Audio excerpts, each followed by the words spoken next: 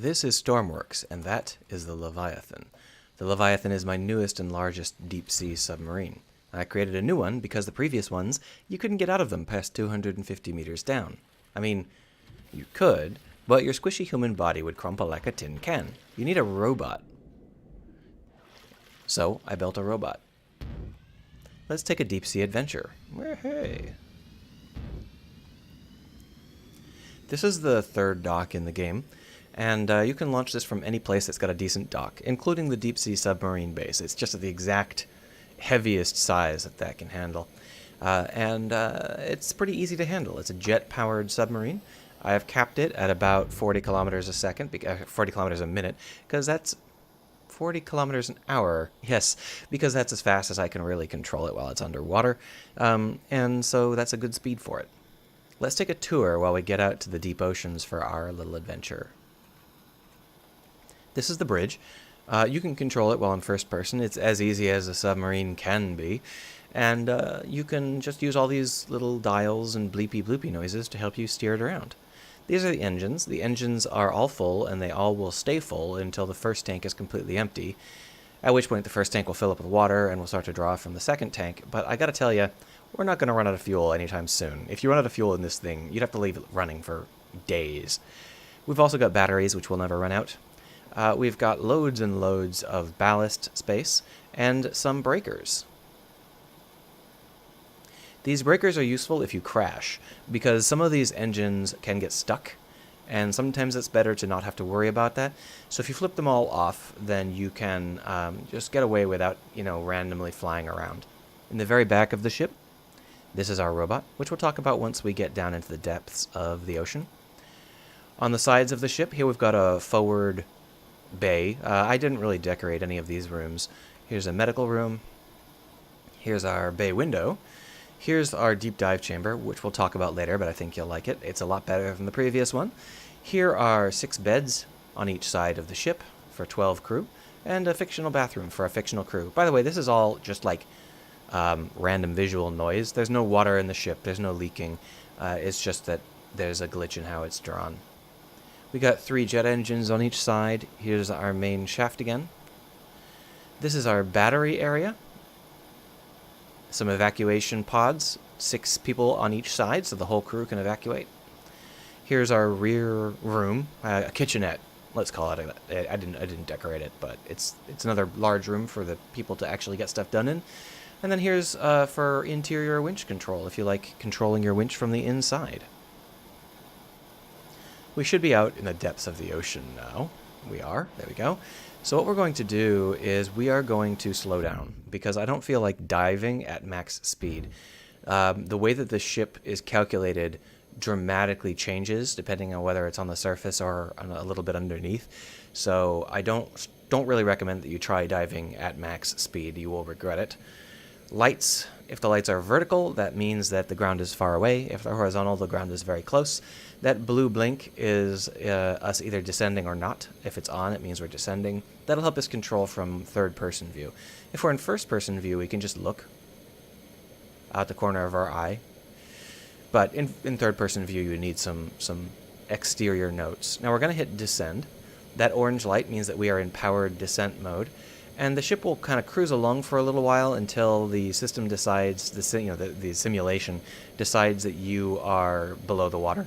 You can also push it down, at which point you'll be below the water, and that's fine.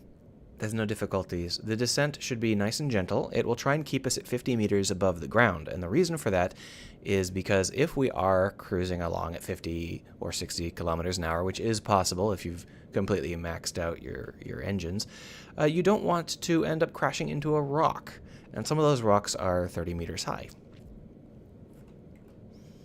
Anyway, if you want to land more gracefully, you can just do that. You do not have to try and go fast. We will. We're definitely going to try and crash this thing, but first we want to make things right. So we're just going to park this, and I'm kind of pressing up occasionally to bring our nose down. You don't have to.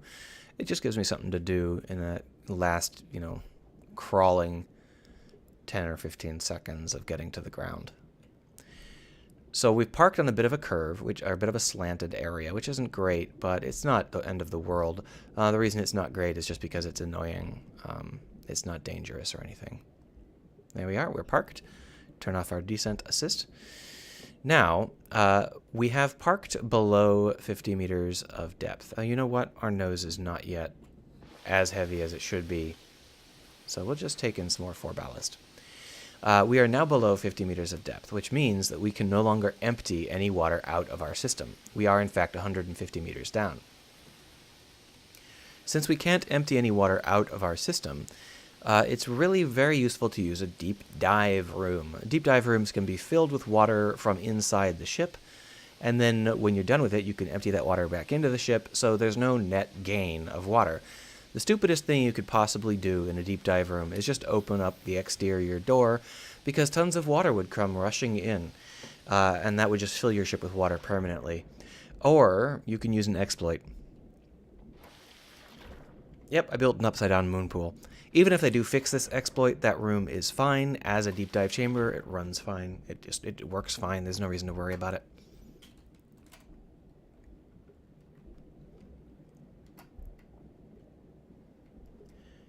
Here is our robot. We can't get in from this angle, but I wanted to just quickly inspect the legs and make sure nothing had broken. Nothing had broken. So now we're just going to go back inside. At this point, the engines have spooled down enough that they probably aren't going to restart on their own. If you wanted to take off again, you're going to want to remember to restart your engines. But the Ascent engines don't require that, so we'll be able to go up without restarting our jet engines if we feel like it. Oh, let's put this away. There we are.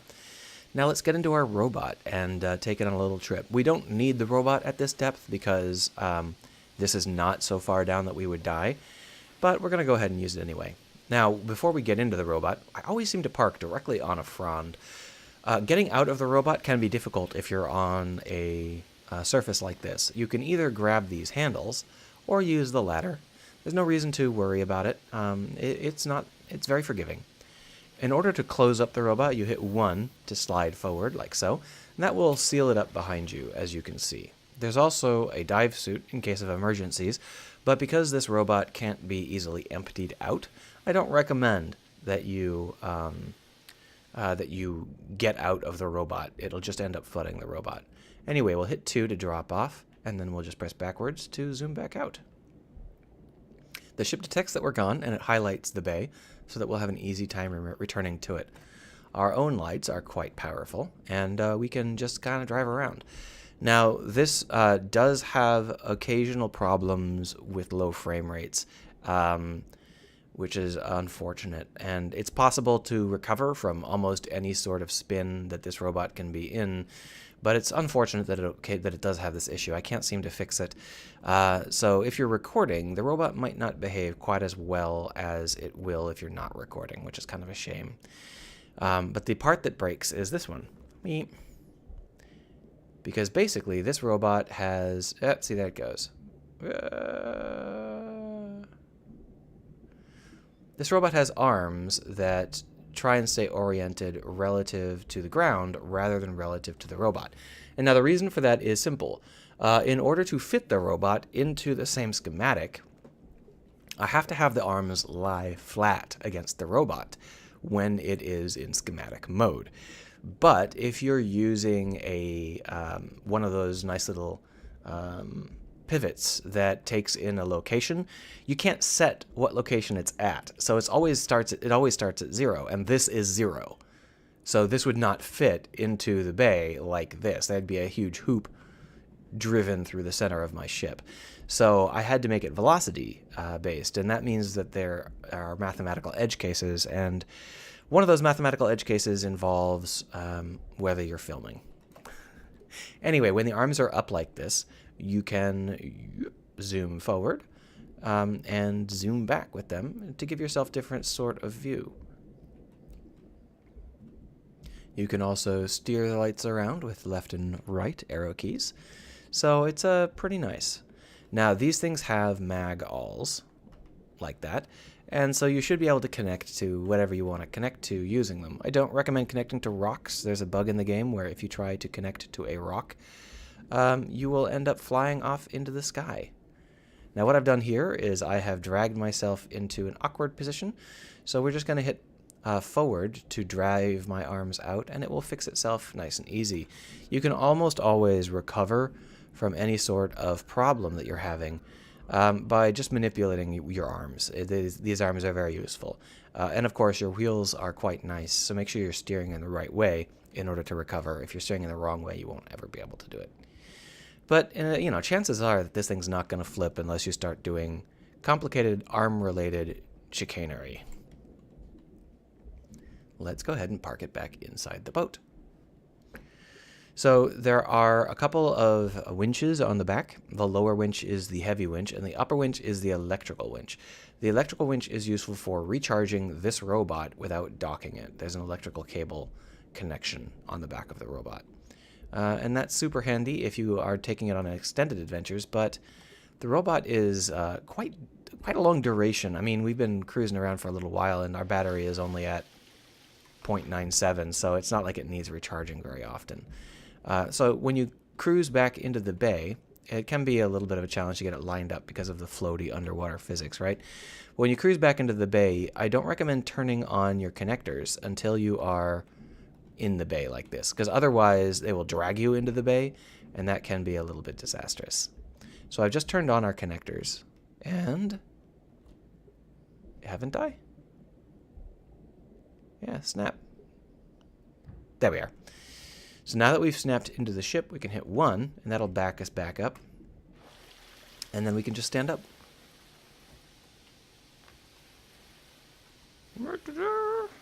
Perfect. Let's crash this thing. Now, if we decided we didn't want to crash this thing, let's stop. If we decided we didn't want to crash this thing, we can take off using the powered ascent, which is like this. But that's a little bit too uncrashy. So let's just scrape our butt along the ground for a while, shall we?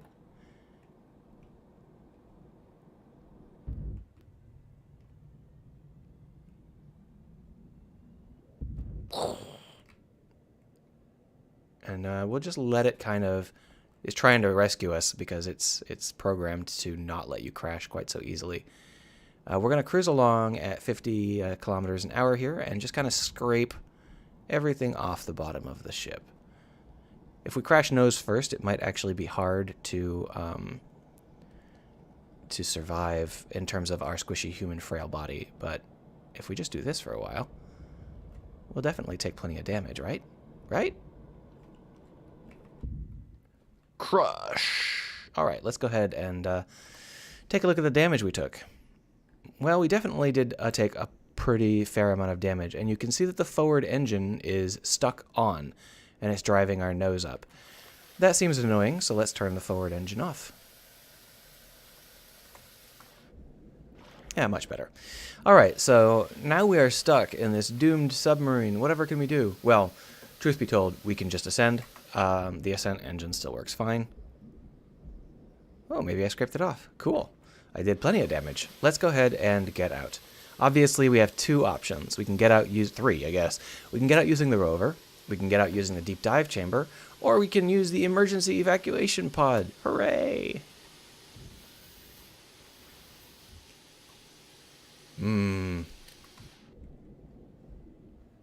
Ready? Doop. Ah! Push.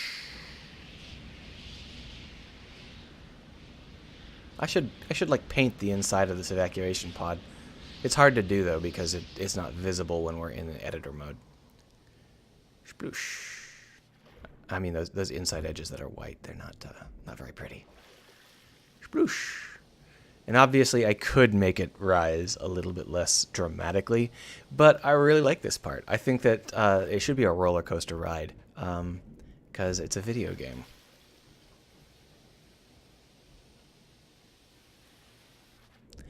Anyway, to get out of this, all you have to do is open the door and get out. No biggie.